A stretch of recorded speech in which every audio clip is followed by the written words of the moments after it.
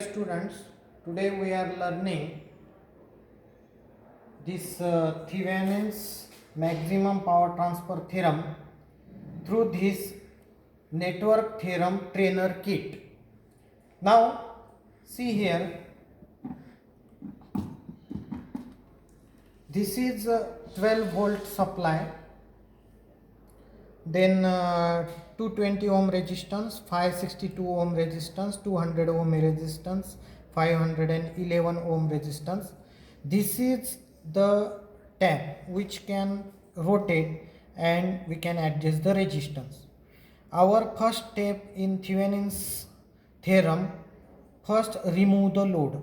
This load is here variably shown. Remove the load. This is first step. Second step, short the voltage. If voltage source is there, then make it short. Then set observer, see the reading between these 2 points. Let us see this reading.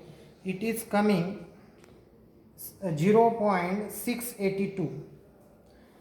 See here, it is RTS, shown RTS 680, here 682 and here 680, only difference of 0.02. It is a very minute difference. So this Thevenin circuit is now we are going to find out this particular response in load resistance by applying this series ammeter.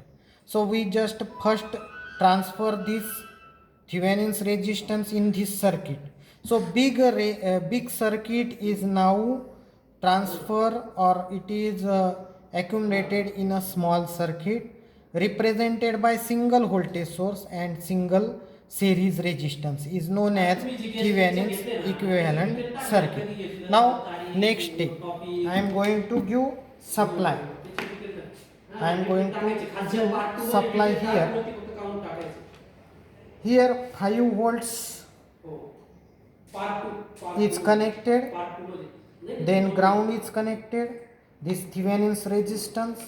Now we are going to see the response in this circuit when we connect this load.